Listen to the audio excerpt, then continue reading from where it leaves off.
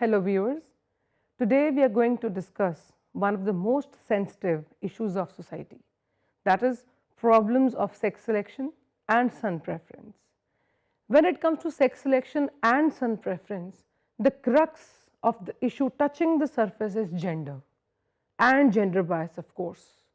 Sex selection in India has never ever been seen moving in favor of women.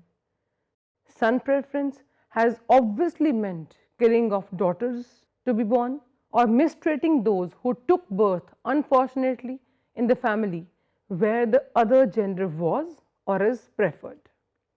Sex determination tests banned and punishable is the slogan outside almost all diagnostic centers.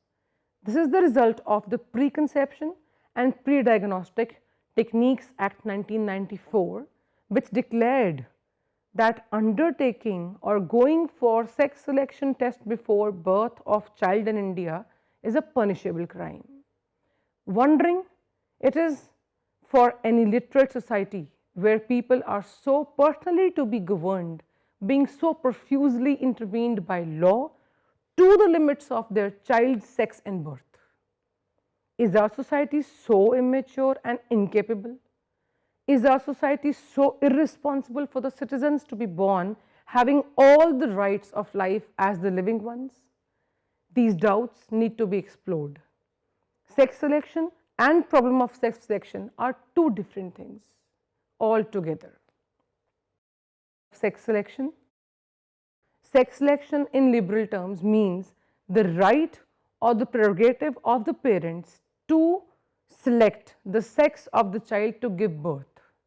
Sex selection has to be understood in medical and social terms both.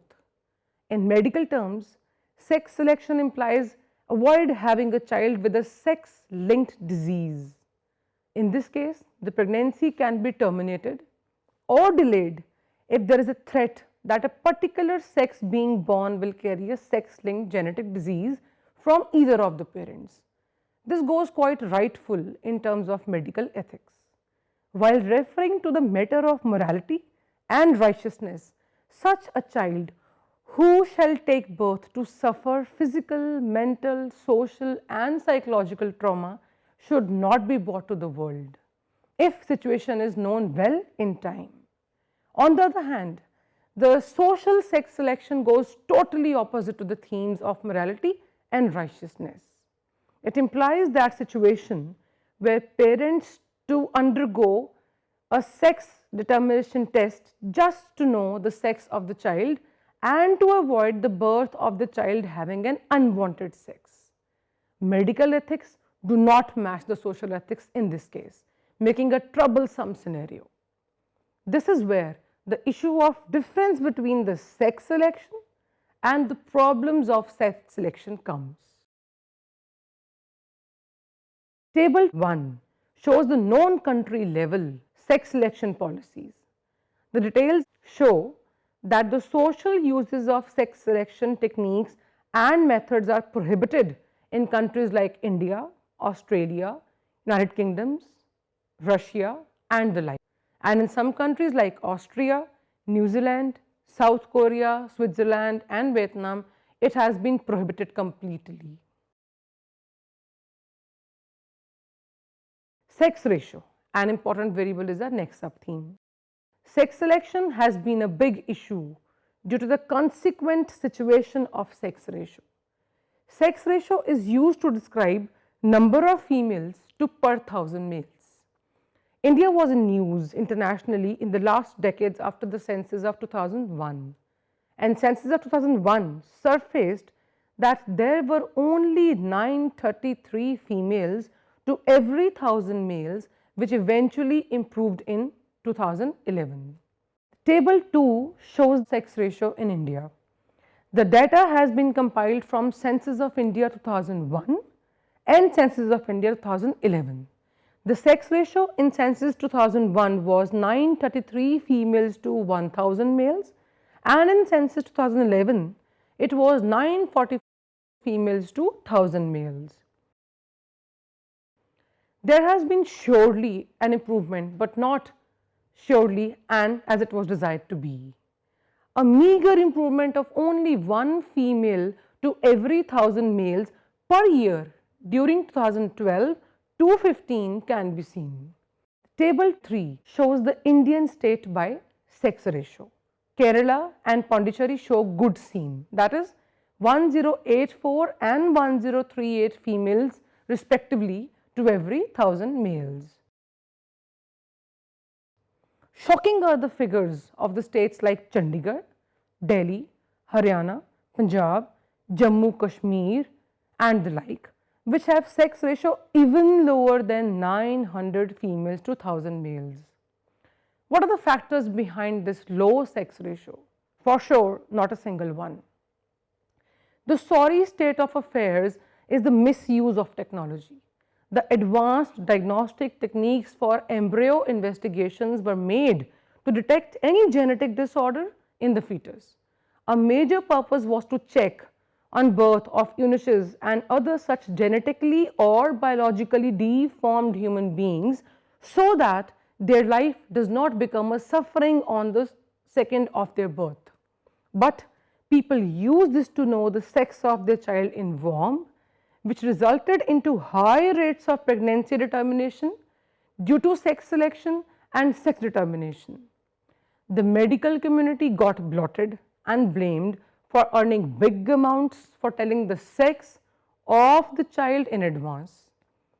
Sex determination and sex selective abortions in fact became a big industry in India in the last few decades. The results of this was enactment of the Preconception and the Prenatal Diagnostic Techniques Act 1994. The social tradition of son preference is our next sub-theme. Selection of sex in India is dominantly done for the social purpose than medical purpose. And the predominant reason behind this is son preference. Here we touch the second premise of the topic of this lecture. Son preference is perhaps the most known, accepted and adapted to social practice in Indian family structure. A son, the male child, is said to be success of an Indian wedding, until achieving which the marriage is a blotted relation in many Indian families.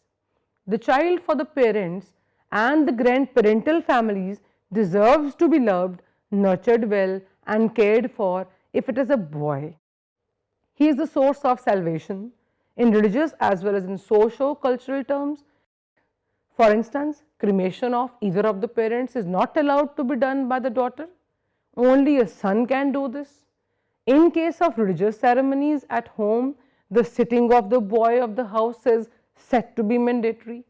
The girls are not a preferred gender as the child of the home, since they are considered a financial burden. The wedding of the girls and their Kanyadan in Hindu tradition costs big to the parents, and on the other hand, the boys will earn for and take care of the old parents. These are some most commonly believed reasons behind son preference. Another very crucial factor in India is agrarian society. The bulk of families that depend on agriculture need more physical help to go successfully ahead with the farming process. This physical help rendered more by the son than the daughters. India's small part is matriarch. There are some countable tribes in Kerala like Nayars we have, and a few others which are matriarch in nature. Rest of the India is patriarch in nature, in approach and in application also. The girl after marriage moves to her husband's house, making the husband's family rightful of her services, her share of parental property, her income in case if she is earning, even rightful for deciding when to give birth to a child and what gender the child will be of. If the gender of the to be born child is not liked or is not wanted one, forced termination of pregnancies are imposed on them. In sociological terms, it can be said that patriarchal pressures have inculcated the greed of son preference and also exaggerated it. Another term which can be used to encapsulate this scenario is social construction of gender. Social construction of gender is a process whereby the society created such social and cultural traditions, sanctions and values which are gendered in nature, as quoted by Schiender in 2005, Gonzalez in 6, Boss in 2008 and many others scholars like them. They make one gender subjugated and the other dominating. Men are said to be the superior gender. On the other hand, the inferior ones are females. Men are respected more in terms of religious and family responsibility, and women are believed to be assisting them only. Moving in society with fearlessness, talking in public, voicing grievances, taking decisions regarding family, marriage, and progeny are all socially given rights to men. Women are either not allowed to indulge in these things, or if they do, they are labeled as outwards, characterless, antisocial, not homely, and other like such terms. This is the process of socialization in India, which in fact instills the seeds of social construction of gender. Right from the childhood, this gendered nurturing starts and ends till the life ends. Now, there has to be understood the role of the social process of modernization and son preference. The social process of modernization has also affected the son preference, but in a cover. Seems scenario to be surprising, but that's true. Single child family is a recently developed culture in modern India. Couples prefer to have only one child due to their busy life. The corporate world and even the nature of the government sector as well as the private sector jobs does not allow them to afford nurturing two or more kids if they wish to stay in a nuclear setup especially. More so, the inflationary pressures also put burdens of high expenses of education, clothing and career settlement of their child. Such factors popularize single child norm which is being seen very commonly in India today. This trend has drastically countered and replaced the joint family structure traditionally prevalent therein also. But again, to be satisfied with a single child, it is important that what the gender of the child is. If it is a boy, the single child choice sustains, and if unfortunately or fortunately the first child comes to be a girl, the decision regarding having only one child takes a turn. This change in decision is to try again for having a son. Say it this way or that, son preference is one of the most followed and accepted social tradition in India. Son preference is a big reason behind issues like sex detection crimes, decreased sex ratio, female feticide, high child mortality rates, mother mortality rates and domestic violence also. There is an enormous impact of the social and cultural values on the political and legal and criminal phenomenology persistence in a state, as said by Kevlani in 2014. Crime and its risks do not come in as a surprise. Rather, their seeds are very much imbibed in the social structure which we dwell in. This is very well expressed by Sabhapati rightly in 2004, by Fulcher in 7, by Parmar in 2010. In this very process of dysfunctional socialization, some people acquire positions of the offenders and some acquire a social risk position, that is position of the victims. The mindset operating as the basic grammar for human psyche is a cause behind the crimes like illegal sex detection and selection, forced abortions and termination of pregnancies, female feticide and like. The danger does not limit here. This mindset has created multifold issues further. The situation has become almost uncontrollable in India. Disrespect for female has come to heights of innumerable instances beyond patience. Crime scenes of India shows that females in rural and backward areas are being used as progeny machines, and they are made to conceive and deliver babies continuously without a medical and a biological healthy gap. Shocking is the reason behind this.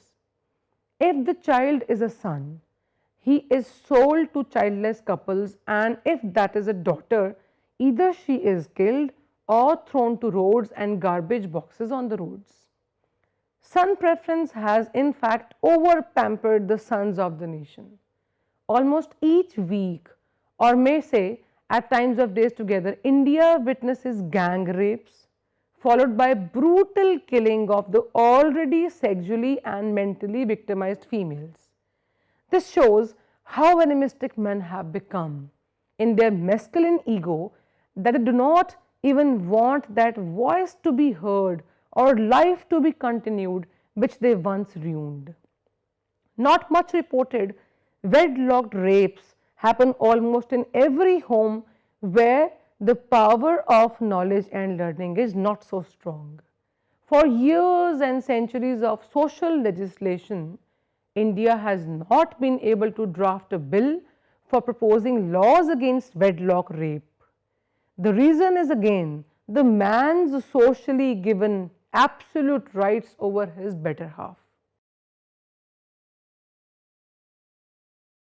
I would say if son preference is not maintained in limits, if self selection ethics are not altered to moral frames, if sex ratio does not ameliorate, the sex who will suffer more is the male sex.